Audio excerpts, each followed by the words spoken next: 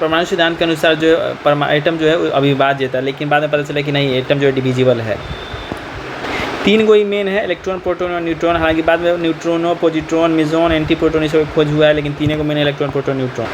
इसका खोज जो है जे थॉमसन की 1906 में। इसके लिए इनको नोबेल प्राइज़ मिला। ये डिस्चार्ज ट्यूब में इलेक्ट्रिकल डिस्चार्ज करके एक कैथोड रे निकाले डिस्चार्ज ट्यूब में से, जिसके कारण जो इलेक्ट्रॉन का खोज किए। इलेक्ट्रॉन पे जो है 1.6 × 10⁻⁻⁻⁹ चार्ज होता है। इस पर जो मिनिमम इसका जो चार्ज होता है वो -1 होता है, इसको यूनिट वैल्यू है।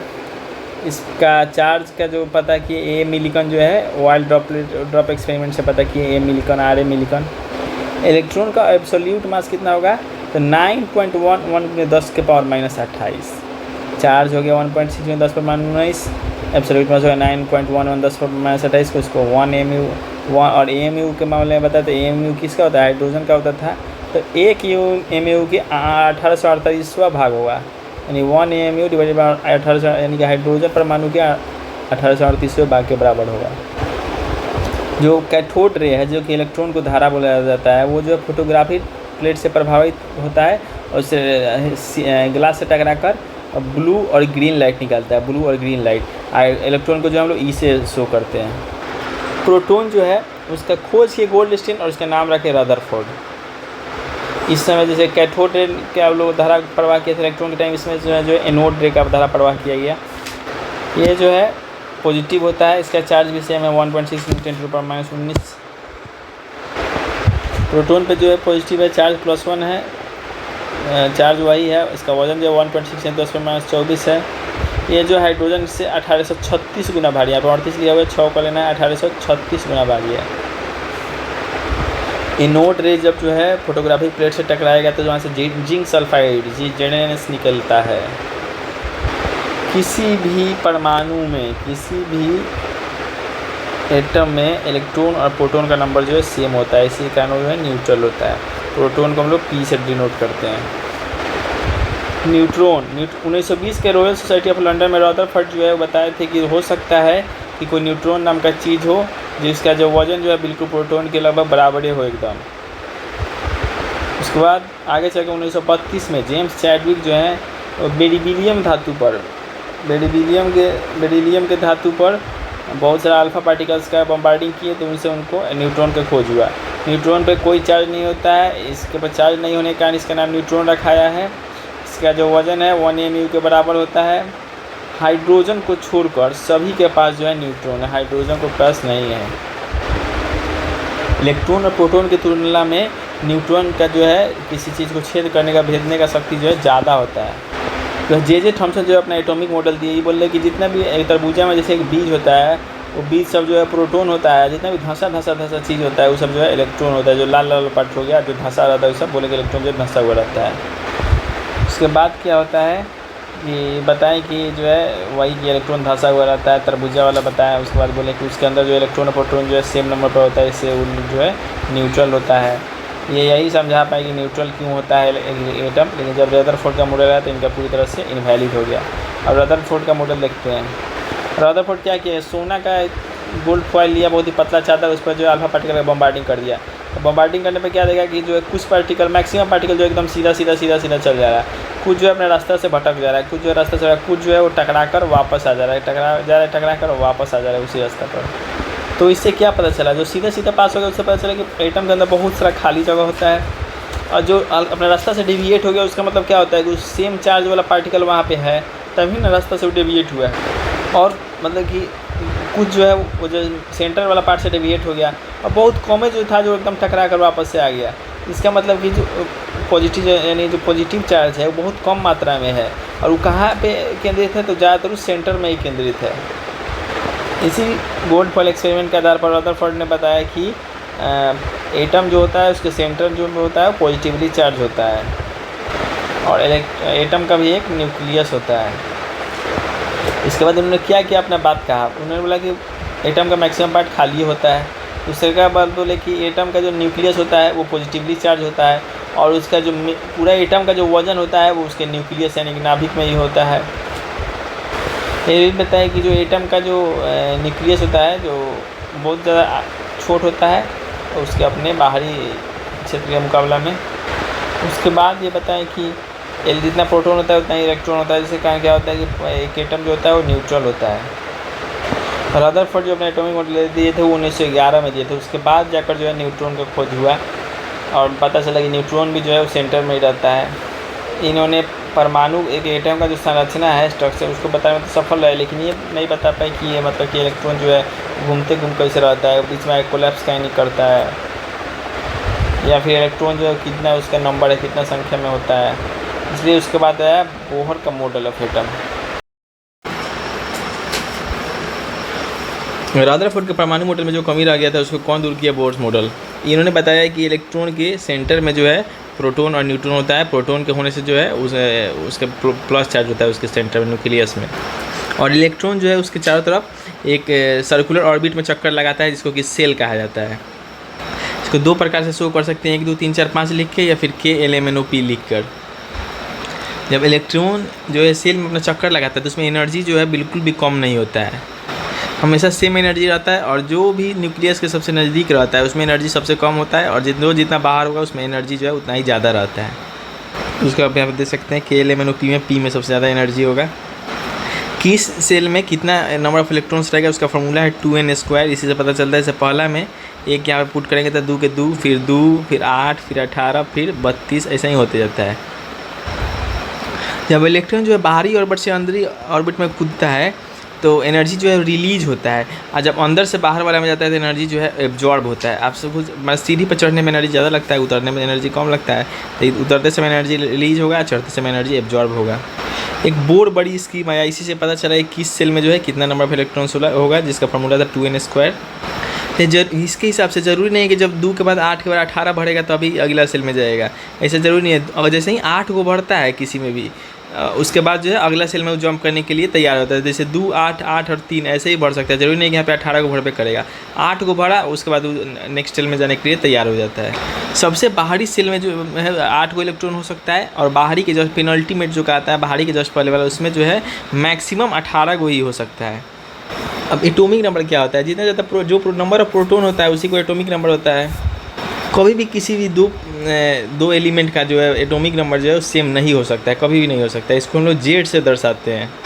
ये जो है प्रोटॉन के बराबर होता है, इलेक्ट्रॉन के भी बराबर हो सकता है। अगर वहाँ पे बिल्कुल ही न्यूट्रल इलेक्ट्रॉन हो तो नंबर ऑफ इलेक्ट्रॉन्स भी जो है एटॉमिक नंबर के बराबर हो सकता है। अब होता है मास नंबर। क्या कहेंगे? तो number of protons plus number of neutrons को ही हम लोग मास नंबर कहते हैं। जैसे कि number of protons plus number of neutrons लेंगे, इसको ही तो एटॉमिक नंबर ऑफ प्रोटॉन्स को एटॉमिक नंबर कहा जाता है। तो इसको एक तरीके से ऐसे भी लिख सकते हैं कि atomic number plus number of neutrons को जो है हम लोग मास नंबर कहते हैं। यानी कि हम लोग का मास नंबर हो जाएगा number of proton plus neutron, और नंबर ऑफ न्यूट्रॉन निकालना है तो इसमें से इसको घटा के, या फिर इसमें से इसको घटा के इसको निकाल सकते हैं। मतलब कि अलजेब्रा का फार्मूला लगा के निकाल सकते हैं। जैसे मास के नंबर को हो गया फार्मूला प्रोटॉन प्लस न्यूट्रॉन।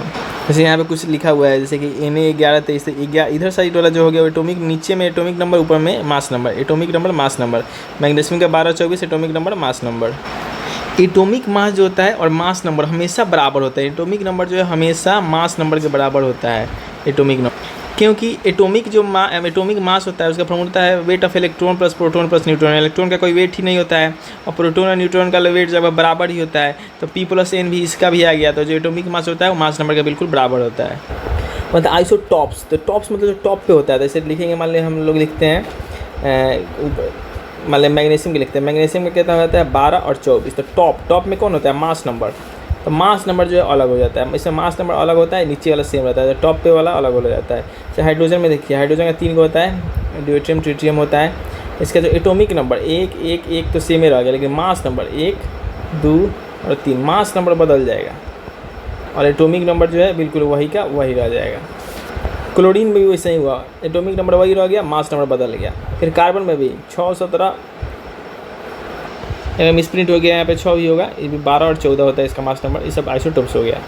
आखिरकार जो ये मास नंबर होता है अलग क्यों होता है? तो इस न्यूट्रॉन की संख्या में अंतर होने से होता है। प्रोटॉन और इलेक्ट्रॉन सेम रहता है, लेकिन न्यूट्रॉन जो है वही अलग होता है। इसका जो केमिकल प्रॉपर्टी होता है आइसोटोप से सेम होता है, लेकिन जो फिजिकल प्रॉपर्टी होता है वो अलग अलग होता है। उसके बाद आता है आइसोबार। आइसोबार में क्या होता है? बार कहाँ होता है? बार होता है नीचे, बार।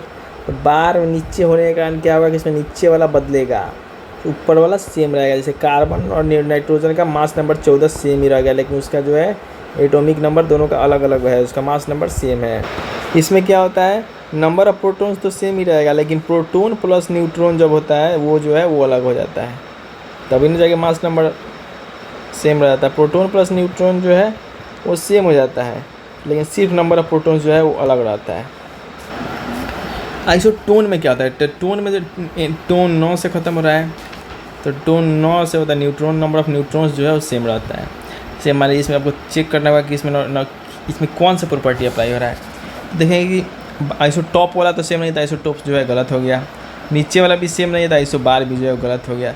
आइसोटोप आइसोबार गलत होने पर क्या आएगा, आइसोटोन। आइसोटोन चेक करने के लिए क्या करेंगे, तो नंबर ऑफ न्यूट्रॉन्स सेम है कि नहीं। तो यहाँ पे 14 में से 6 गया 8, यहाँ पे 15 में से 7 गया 8, तो यानी 8 सेम हो गया, तो नंबर ऑफ न्यूट्रॉन्स तो आइसोटोन हो गया। यानी सिर्फ नंबर ऑफ न्यूट्रॉन्स जो है वो सेम होता है, इलेक्ट्रॉन और प्रोटॉन का नंबर जो है सेम नहीं होता है। वैसे आयन जिसमें नंबर ऑफ इलेक्ट्रॉन्स सेम होगा तो हो जाएगा आइसो इलेक्ट्रॉनिक। जैसे कि एल्युमिनियम 3+ है और फ्लोरीन -है। जैसे कि एल्युमिनियम का कितना होता है, 13 होता है एटॉमिक नंबर, तो नंबर ऑफ प्रोटॉन भी 13, नंबर ऑफ न्यूट्रॉन भी 13, नंबर ऑफ इलेक्ट्रॉन भी 13, लेकिन 3+ के कारण हो गया उसका नंबर ऑफ इलेक्ट्रॉन हो गया 10। अब फ्लोरीन का होता है 10, फ्लोरीन का होता है 9, फ्लोरीन का 9 होता है 9 पर, लेकिन इसमें नंबर ऑफ इलेक्ट्रॉन्स भी 9 होगा, लेकिन एक माइनस के कारण एक ऐड हो जाएगा, तो इसमें भी नंबर ऑफ इलेक्ट्रॉन्स हो जाएगा 10। तो हो गया आइसो इलेक्ट्रॉनिक। क्वांटम नंबर, ये जो है केवल इलेक्ट्रॉन के बारे में जानकारी देता है क्वांटम नंबर। इलेक्ट्रॉन जो है उसका एनर्जी, उसका सेल, उसका मैग्नेटिक प्रॉपर्टी, उसका स्पिन डायरेक्शन, इसी सब का जानकारी जो है क्वांटम नंबर से मिलती है। सबसे पहले आता है प्रिंसिपल क्वांटम नंबर। ये बतलाता है कि ये कहाँ से हो सकता है, 1 से लेकर इन्फिनिटी तक हो सकता है। जैसे नॉर्मली जो नंबर जो सेल होता है उसी को नहीं 1 2 3 करके दर्शाया जाता है, वही होता है। इसमें पहले न्यूक्लियस से जितना ज़्यादा दूर होगा उतना ही ज़्यादा उसमें एनर्जी होगा, तो यही हो गया हम लोग का प्रिंसिपल क्वांटम नंबर। अभी तक हम लोग देख रहे थे कि इलेक्ट्रॉन जो था वो सेल में था, लेकिन इलेक्ट्रॉन जो है सब सेल में ही होता है, तो उसी के लिए हम एजीमुथल वाला है। एजीमुथल में क्या होता है कि उसका जो मैक्सिमम जो सब सेल है उसमें इलेक्ट्रॉन जो घूमेगा तो उसमें एंगुलर मोमेंटम जनरेट होगा, तो एंगुलर मोमेंटम के कारण उसमें जो एनर्जी जनरेट होता है, एंगुलर मोमेंटम के कारण जो एनर्जी जनरेट होता है उसी को हम लोग एजीमुथल क्वांटम नंबर कहते हैं। इसका जो रेंज होता है 0 से लेकर n-1। जैसे n कहाँ से आया, तो k का n कितना होता है, k का n होता है 1, तो k के लिए क्या हो जाएगा, जो k का n 1 होता है तो n1 - 1 कितना हो जाएगा 0, यानी l जो है वो 0 हो जाएगा। l यहाँ पे क्या है, तो एजीमुथल क्वांटम नंबर है। l जितना आएगा उतना ही सबसेल होगा। जैसे कि l = 1 आया तो सबसेल सिर्फ s होगा, l = 2 आया तो सबसेल जो है sp हो गया, l = 3 आया तो सबसेल spd हो गया, l = 4 आया तो spd और f हो गया। एनर्जी जो है सबसे ज़्यादा f का होता है, फिर d का होता है, फिर p का होता है, फिर s का होता है। यानी जो सेल का नंबर होता है उतना ही उसमें रहेगा। जैसे k का सेल का नंबर 1 होता है तो इसमें सिर्फ s रहेगा, l का 2 होता है तो sp भी रहेगा। ऐसे ही m के लिए 3 और n के लिए spdf होगा। उसके बाद आता है magnetic quantum number. Magnetic quantum number क्या होता है, तो ये जो इलेक्ट्रॉन का ऑर्बिट जो होता है उसको 3D में उसको बतलाता है, और इसका जो m से डिनोट किया जाता है, और एजीमुथल था वो l को किया जाता है। इसका रेंज जो होता है वो प्लस सेल से लेकर -l तक होता है। जैसे कि मान लीजिए एजीमुथल आया 1, तो 1 से इसका रेंज हो जाएगा +1 0 -1, और l आया 0 तो m भी हो जाएगा सिर्फ और सिर्फ 0, और l आया 2 तो हो जाएगा +2 -1 0 +1 +2। ये ऐसे ही होता है।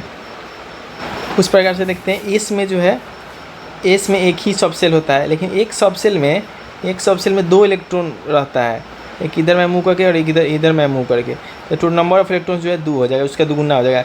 इसलिए एस में 2, पी में 6, डी में 10, एफ में 14, 2 6 10 14, 2 6 10 14 होता है। इसमें जो एस सेल होता है वो जो होता है स्फेरिकल होता है, और पी जो होता है वो पी में 3 गो होता है, तीनों एक दूसरे से राइट एंगल पे होता है। ऐसे जैसे कि आपको देख सकते हैं, ऐसे ऐसे और ऐसे तीनों एक दूसरे से राइट एंगल पे होता है। जैसे कहीं जिसको डम्बेल शेप कहा जाता है, पी ऑर्बिटल जो है डम्बेल शेप का होता है। स्पिन क्वांटम नंबर क्या होता है, कि इलेक्ट्रॉन जो है अपने जहाँ रहता है वहाँ भी गोल गोल गोल लट्टू जैसा घूमते रहता है, तो किस दिशा में घूम रहा है इसी को स्पिन क्वांटम नंबर जाते हैं। और +1/2 है तो घड़ी की दिशा में इसी से घूम रहा है, और -1/2 जो है तो घड़ी को उल्टा दिशा में ऐसे -1 घूमता है। एक क्वेश्चन ये रह गया कि मान लीजिए ऐसे प्रोटॉन हो गया कि चारों तरफ इलेक्ट्रॉन हो गया, तो इलेक्ट्रॉन जो है वो नेगेटिव चार्ज होगा, प्रोटॉन पॉजिटिव चार्ज होता है। इससे क्या नहीं होता है कि नचते जाके इसमें जाके ऐसे भराम दे करके इसमें घुस जाता है। ऐसा इसलिए नहीं होता है क्योंकि यहाँ से पे जो है प्रोटॉन और न्यूट्रॉन का जो वजन है दोनों मिलकर एक सेंट्रीफ्यूगल फोर्स जनरेट करता है। उसके कारण क्या होता है कि फिक्स अपने ऑर्बिट में ही लगातार चक्कर मारते रहता है। जो एट्रैक्शन फोर्स होता है उसको कौन काट देता है, तो सेंट्रीफ्यूगल या सेंट्रीपिटल फोर्स जो होता है उसको काट देता है, बैलेंस कर लेता है। पॉली एक्सक्लूजन प्रिंसिपल क्या है, इसका होता है कि एक ही एटम के दो इलेक्ट्रॉन का जो एनर्जी जो है वो बिल्कुल सेम नहीं होता है। इसमें सब वही चीज़ है जो प्रूफ हो चुका है, वही पॉली में है क्या कि जो इलेक्ट्रॉन के सेल में मैक्सिमम 2n² होगा। सब सेल की संख्या जो है वो पॉली एक्सक्लूजन प्रिंसिपल क्या है, ये वही है जो कि पहले हो चुका है, उसी सबको लिखा हुआ है कि एक एटम के दो इलेक्ट्रॉन का एनर्जी जो है कम्प्लीटली सेम नहीं होगा। सेल का मैक्सिमम इलेक्ट्रॉन दिया हुआ है, सेल में सब सेल की संख्या जो है उस सेल के प्रिंसिपल क्वांटम नंबर के बराबर होगा जो सब सेल की संख्या होगा।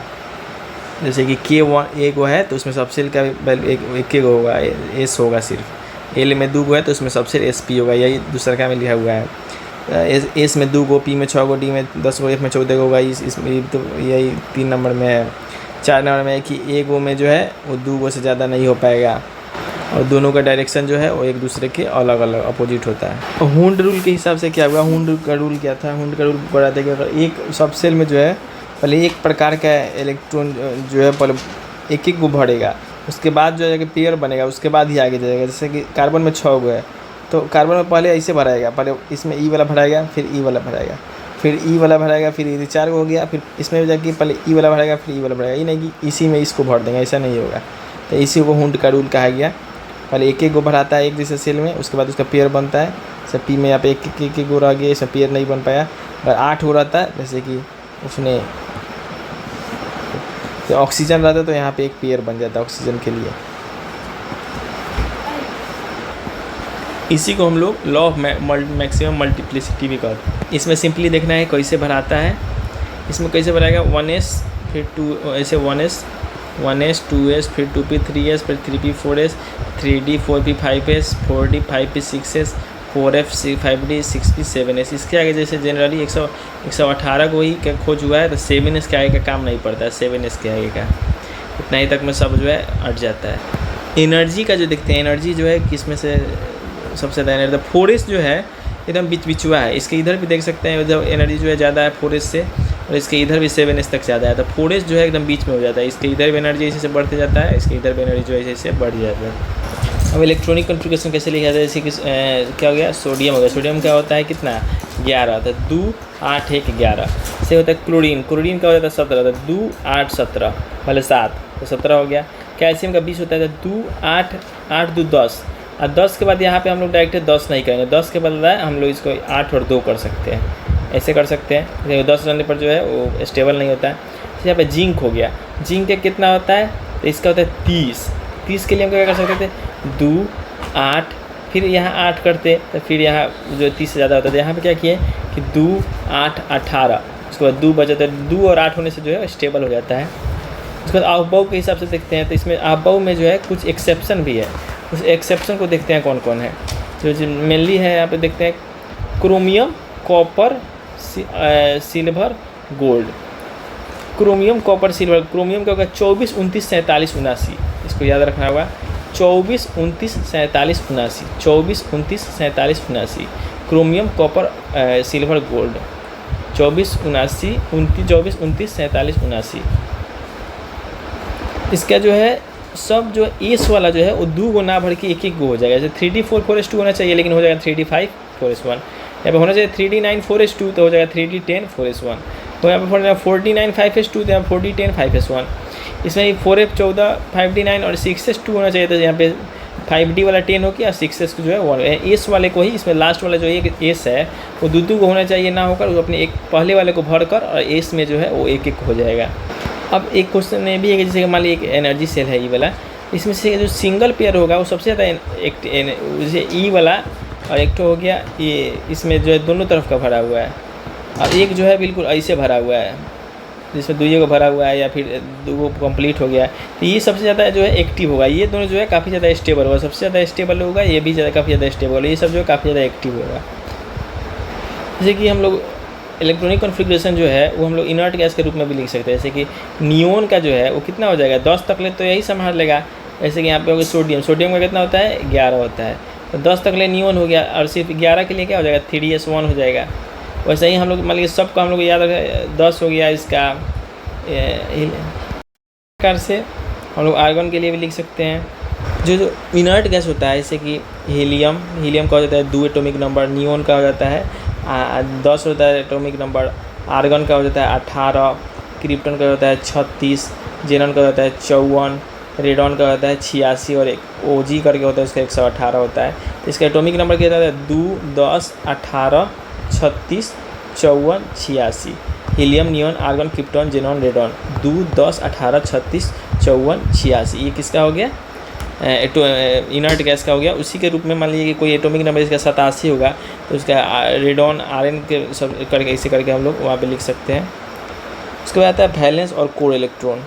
जो वैलेंस इलेक्ट्रॉन और कोर इलेक्ट्रॉन जो सबसे बाहरी होता है, जो सबसे आउटर मोस्ट ऑर्बिट में होता है उसको हम लोग वैलेंस इलेक्ट्रॉन कहेंगे, और उसको छोड़कर जो होता है उसको कोर इलेक्ट्रॉन कहेंगे। जैसे यहाँ पे 3s वाला में कौन है? 3s में 2 को है, तो वैलेंस इलेक्ट्रॉन 2 हो गया और कोर इलेक्ट्रॉन 6, 4, 10 ये वाला हो गया। उसके बाद आता है फिर वैलेंस इलेक्ट्रॉन, इसमें 3 वाला जो दोनों है उस दोनों को मिला के होगा, तो 5, 2, 7 हो गया वैलेंस इलेक्ट्रॉन, और उसके बाकी अलावा जितना 10 हो गया वो कोर इलेक्ट्रॉन हो गया। तो चैप्टर हम लोग कंप्लीट हो गया। नेक्स्ट हम लोग क्वेश्चन देखेंगे।